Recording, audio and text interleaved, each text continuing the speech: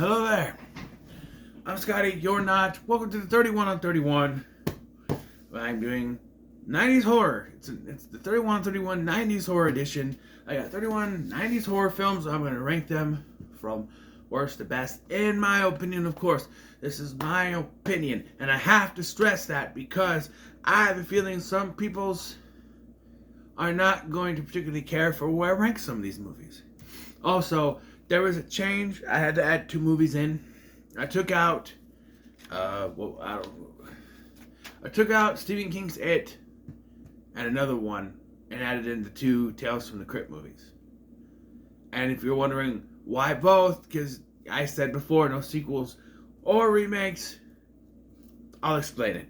But we're going to start off with number 31, the worst, in my opinion, of these. And this is why I put that little thing at the beginning of this video, because there's a lot of people that really like this movie, and I never got it. And that is The Blair Witch Project. Okay, so I never got it, okay? Like, sure, I watched this growing up in the mid-2000s. I watched it, and I always preferred Blair Witch 2. I'm sorry. It's not that because it's found footage, because I love found footage films. I'm a big found footage fan. But this just, the more and more we watch it, the more boring it is. It's just a bunch of talking, and then, I said this before, the best part of this movie is when they're looking for the map. And Mike freaks, so I kicked that shit into the creek. That's the funniest part. I think I'm more intrigued by the film theories about what the characters actually did. Like, I'm a big believer of the theory that there was no Blair Witch. That Mike and Josh were doing all this to scare Heather and then killed her. And then disappeared, went on the lam. Left the country, that sort of shit. No extradition, whatever. I don't know, but I've just never been that big of a fan of this. I prefer the sequel, I'm just saying. Alright, next. Number 30 is Anaconda. And if you Anaconda don't want none, if you ain't got Jon Voight, son, or Ice Cube. Jon Voight's the best thing in this film. And, it was between this and the other creature feature on this list. That is the next movie. That I was like, which one is which? Which one is better? Which one's better? They're both kind of low grade. But I ultimately went with the other one being better. This is good. Some of the effects are okay, but there's a lot of CGI in this. It just doesn't work. The same with the next one too, but it's just, I don't know. I've never been a big fan of this one, per se. I'm a bigger fan of this one. Number 29 is Lake Placid. But still, it's not one I'm going to go back and watch, It's a decent creature feature. Betty White is by far the best thing in this movie. Rest in peace. But, it's fun. And the ending was, there's actually 2 crocodiles. 2 crocodiles. 2 crocodiles. Oh, that's a cop-out. Because they wanted to have more stuff. Yeah. Number 28 is going to be Jacob's Ladder. I was going to do the song, but I messed up. And this was a first time watch, and so I'm not too, familiar with it, so I can't really say much, but I did like this. It's psychological horror done good. It's what Hellraiser Inferno, yes, I'm back on that thing, was trying to do and failed. This works so much better, because one, it wasn't forced to be a Hellraiser movie, like that one. That one probably has a decent ending in the original script. There's something in my mouth. I just had lunch. But it was murked in the process of making a Hellraiser movie. It is, in my opinion, the worst Hellraiser movie. This was decently done. Who directed this? Adrian Lyne. And Tim Robbins' performance is really good. It's a pretty good movie.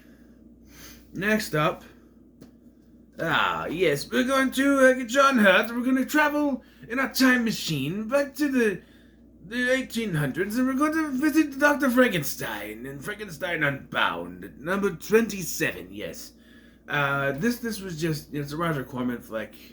it's a little cheesy. It's kind of weird when you watch this. Like, this came out in 1990, but you could say this feels like it's something that came out in the mid 80s, and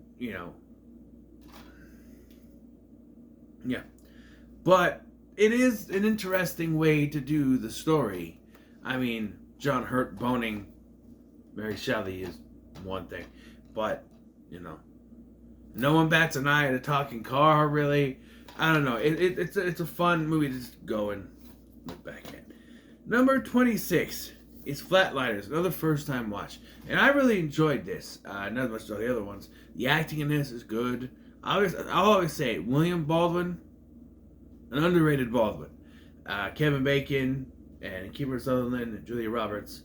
Oliver Platt, he's back. He was in the Anaconda, Lake Placid, and this is better than the remake. I will say that, although the remake does take some stuff from it, but this is well done. It is Joel Schumacher when Joel Schumacher was still, creditably He was still good before Batman and Robin ruined his credibility, But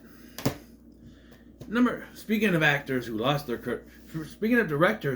credibility over the years, number 25 is John Carpenter's Vampires, which I have in this collection. I thought this, and there's also a Baldwin in this. Daniel Baldwin, probably the least recognizable Baldwin. He just looks like Alec Baldwin. But I thought this was decent. James Woods is great in this movie. It had some decent gore in this. I thought the direction was good. But it is probably my least favorite of the John Carpenter's movies I've watched so far. Watched all. But, yeah. Next, we got the creature feature. Number 24 is Bad Moon. This werewolf film that I reviewed earlier this year in the summer. It is a good movie. I like the creature effects. The story centered around a woman and her child when her brother comes to visit, and he is a werewolf, and they gotta combat this sort of thing. It's an interesting story. And it's pretty fun movie. At some point, I start putting them. All right, now is where I have to explain. Number 23 is the Tales from the Crypt Bordello of Blood. Now, if you may be wondering, you said no sequels or remakes, yet you put this in there. Well, because in my opinion, this, as well as the other turd that's in this franchise, they're not sequels. They're standalone films that had the Tales from the Crypt moniker. So, in my opinion, they're not straight up sequels. The only thing that really carries over is the cross, the little amulet thing, and that doesn't. There's a different cause here, or it's a different, ability here than it does in the other one. But this was a fun vampire flick. I have fun with it. It's cheesy, of course. It's Tales from the Crypt. It's gonna be cheesy, but you'll see how much highly I think of Demon Knight. See how high it is on this list. Yeah, this was a fun film. Dennis Miller is great in this movie. He's Dennis Miller, but still. Corey Feldman kind of chucks it up a little bit. You have Angie Everhart is a sexy temptress, and she's a vampire. The only thing that I really, really didn't like was the ending, where it's revealed that the reporter lady, Erica Laniak's character, is a vampire, being bit on the leg. That seems like too much of a, like they looked at the script and went, Tales from the Crypt usually has a downer ending. Yeah, but Demon Knight didn't. It showed us that this was going to continue, and it was going to, the hope for humanity. But no, let's have a downer ending here, and it just doesn't make any sense. She got bit. When did she get bit? Number 22 is The Dentist. And it was really between these two. And you could probably say that this is probably not as good as Bordello of Blood. Maybe. But I think it's a good film. I am a fan of Stuart Gordon / Brian Yuzna. And this was directed by Brian Yuzna. So, And it's just if you ever had to have your teeth drilled, like I have, or not drilled, but I've had teeth pulled, I had my teeth worked on. If you ever had to have to go to dentist for so much, you watch this and you're the whole. You might go, you know. I wouldn't get your teeth pulled and then watch this. I'm just saying. Number 21 is another first time watching, that is Cube. And I really enjoyed this. I did not like the sequels, but this was a fun watch. Some decent gore, some familiar faces. Even though it was in one room, it felt bigger because they would change the lighting. Where in the sequels, you had the second one had just, it was white lighting, so it looked like it was the same one over again because it was. And then in the third one, it was just blech, and way too far with the behind the scenes stuff. So, but yeah, this was good. Number 20 is The Wishmaster. A great film. Lots of horror legends in this. Robert Englund, Kane Hodder, Andrew Divock, you can put him in there. Who else? There's a few of them in here. Andrew Divock's performance as the Wishmaster or the Djinn, is great. Yes, this is not going to be one of the higher rating, horror franchises or horror films, but it is very well done. All right, number 19 is Troll 2. I said this in my preview video for this month. This is not a sequel. This was a movie originally called Goblins that they turned into Troll 2. So technically, it counts. And you're wondering, Scotty, why is it so high up? Shouldn't it be at the bottom? Most people would. But I enjoy this movie. I have a lot of fun with it. Can't piss on hospitality. I won't allow it. They're eating her. Now they're going to eat me. Oh my God. Nilbog. It's Goblin spelled backwards. I have fun with it. It's goofy, schlocky, popcorn. Literally popcorn. But it's just it's schlock. And it's fun to watch. Alright. Next, 18 is Dario Argento's Trauma. A fun little whodunit film that probably won't have the same effect if you've watched it more than once, but this is fun. Rest in peace, Piper Laurie, by the way. She was in this movie and she recently passed away. But, yeah, I thought this was interesting. It's not as good as Profondo Rosso, which is my favorite of Argento's. I've only seen the three. This and Suspiria and Profondo Rosso or Deep Red. But it was a fun watch. Alright. Let's get some tits in this. Species is number 17. So this is probably one of my favorite creature features. One of my favorite sci-fi horror films. It's up there with Alien and Brit and stuff. But it is a fun movie. Some of the special effects don't hold up as well as they used to, if they ever did. But you got, look at the cast. Alfred Molina, Ben Kingsley, Michael Madsen, and Forrest Whitaker. Great cast. So, who directed this, by the way? Roger Donaldson. Don't know yet. Alright. Number 16 is The Silence of the Lambs. Which is not the... Okay. The Silence of the Lambs. Hello, Clarice. I reviewed this last year for Halloween Horror Month. And it is a great film. It won an Academy Award. So you're wondering, why isn't it number one? It's a personal preference. It's not something I'm going to go back and rewatch. It is a great film. I will admit that. Anthony Hopkins is fantastic, as is Jodie Foster, rather. Yeah. I must say it's good. Alright, so number 15 is going to be The Leprechaun. And now you're saying, Scotty, Leprechaun, better than The Silence of the Lambs. It's a personal preference. Okay? Personal preference, so to speak. Okay? I love Leprechaun. Okay? I think it's a great movie. Fuck you, Lucky Charms. I like this steelbook too. I had me go. Warwick Davis is the man in these movies. I think he's awesome. I think it works real well. And the first one is probably not my favorite. I also like a couple of the sequels. I have recently gained a fondness for Leprechaun 4 after not liking it the first time I watched it. And the last time I watched it, I was like, wow, this is actually... Let's be a lesson to your lad.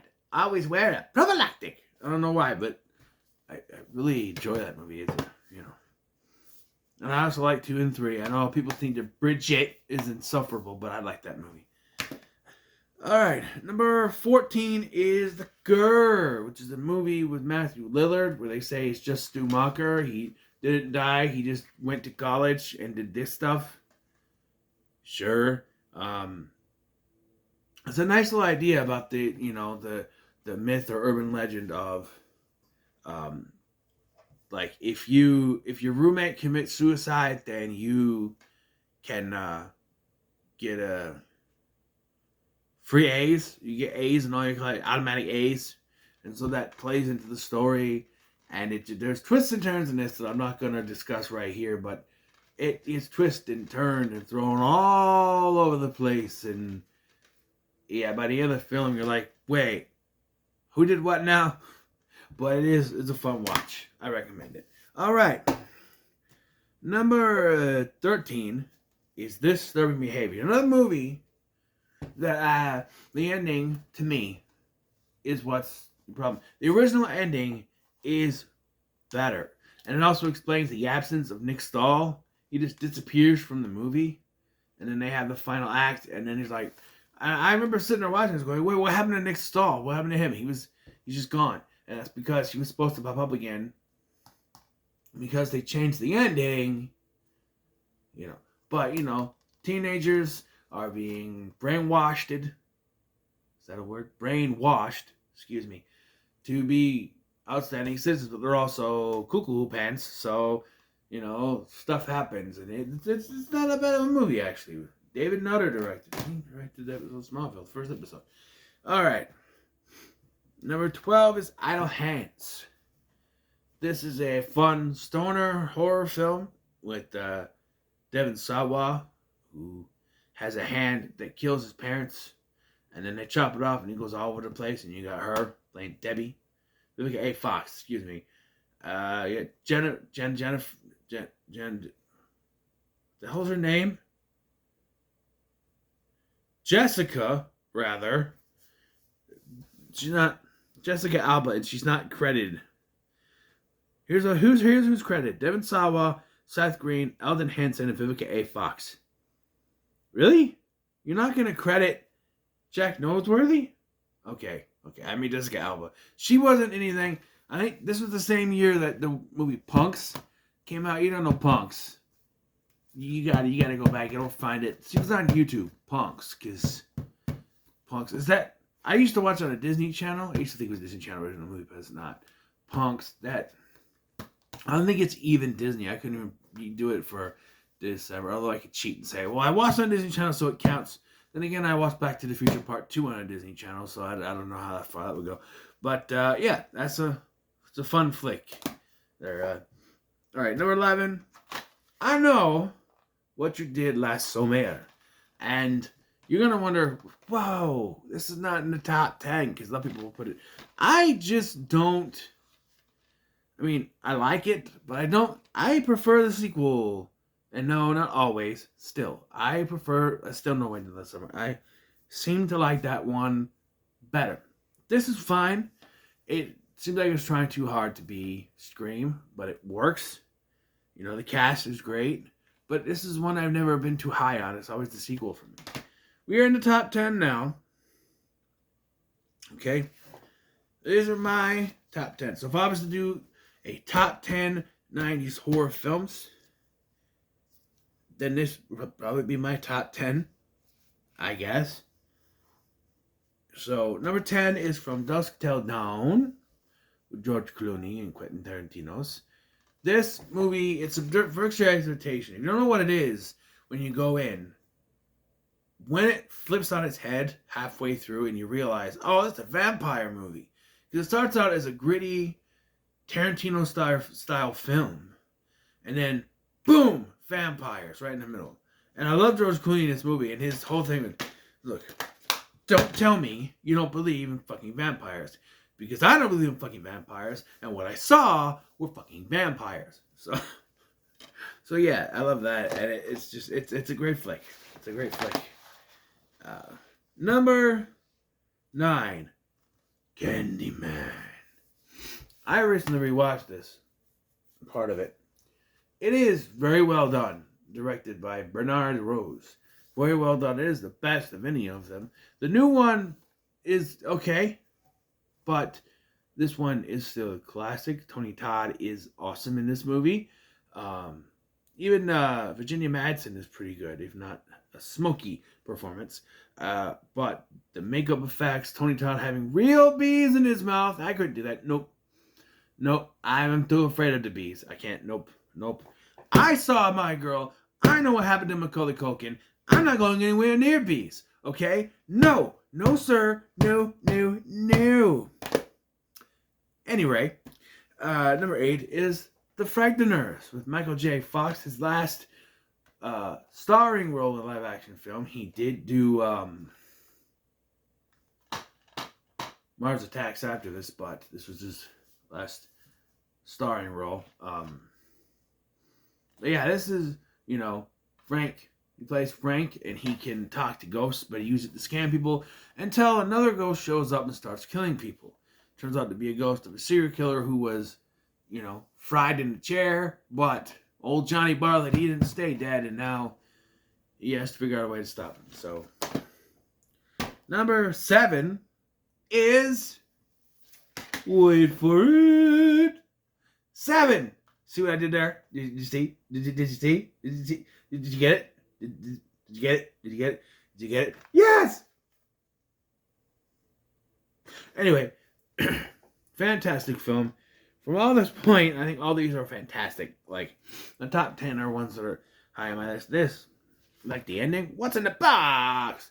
Morgan Freeman is great. And Brad Pitt. Like I said before, I've never been too high on Brad Pitt, but he is a good actor. I will admit that.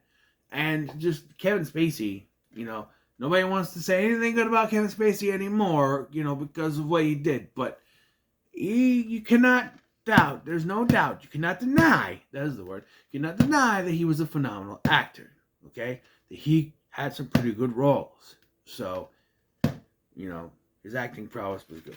Just like with Chris Benoit, you cannot deny that he was a great wrestler. Maybe personal life not so well, but is in the ring,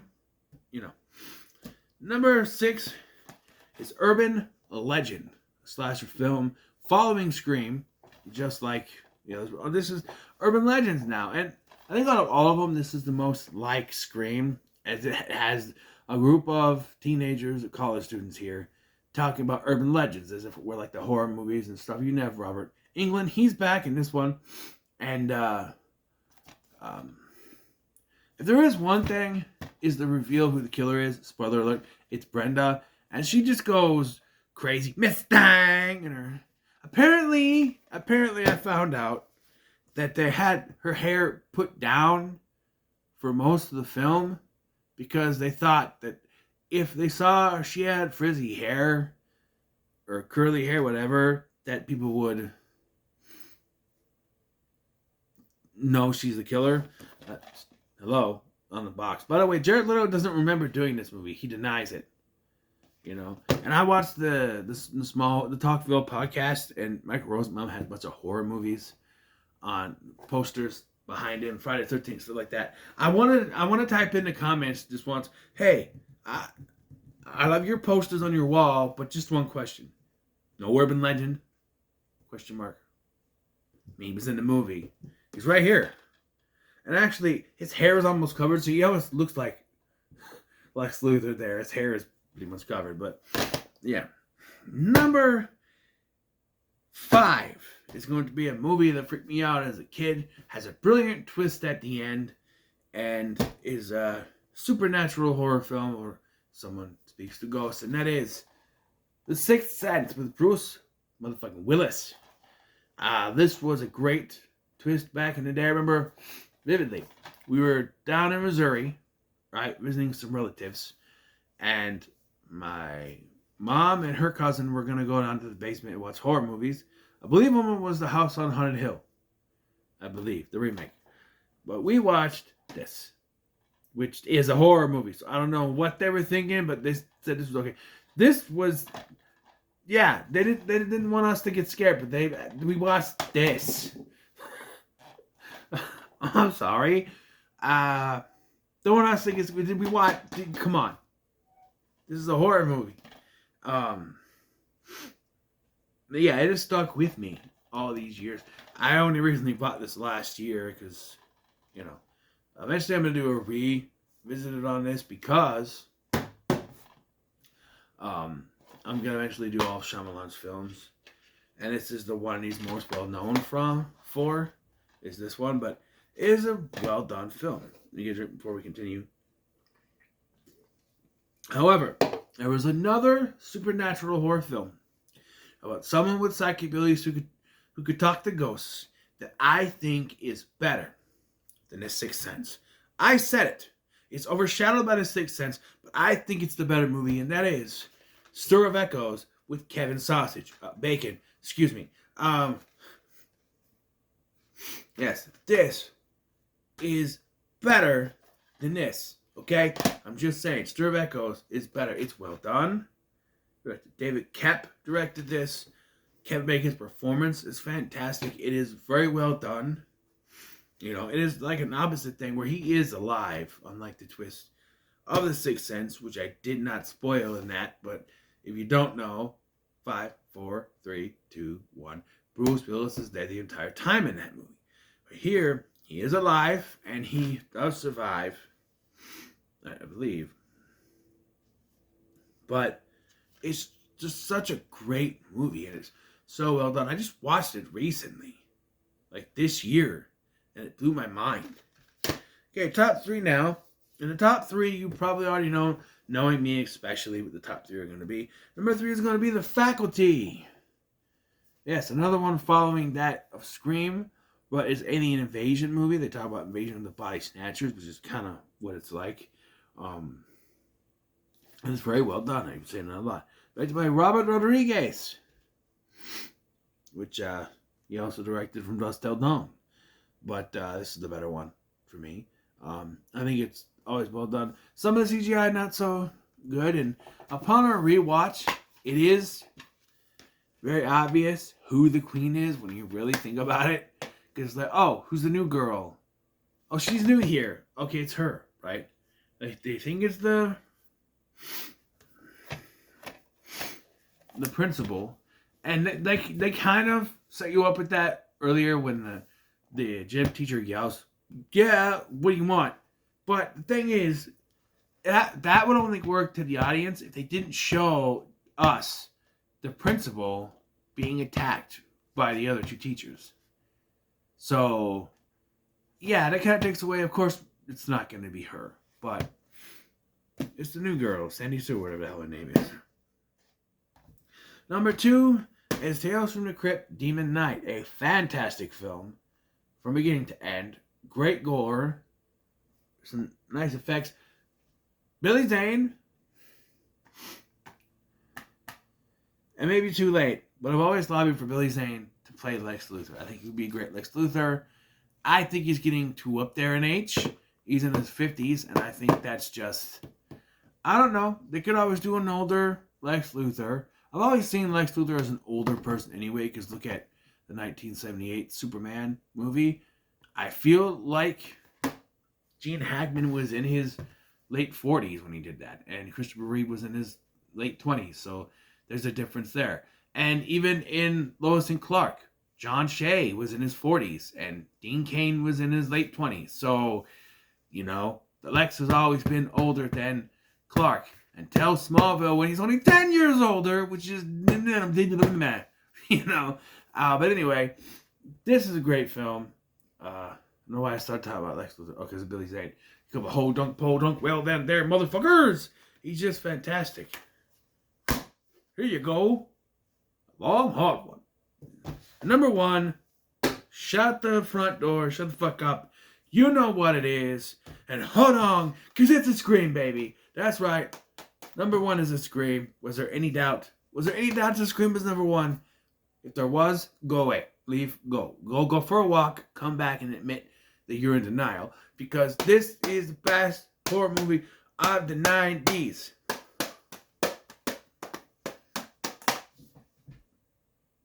Okay. But, yeah, do I even need to say why?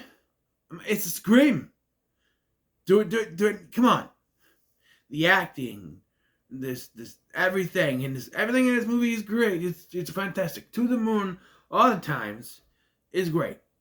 There it is. Number 1. I'm not even gonna explain. You know why, okay? You know why. You know. So, what are your thoughts on my ranking? No comments below. Make sure you like, share, subscribe. Why don't you share your top 10 out of these 90s horror films? Don't just throw in a random 10 90s horror films. Go from my list and give me your top 10, okay? Please. Pretty please and por favor. So, thank you for watching. I've been Scotty. I'll see you in the next one.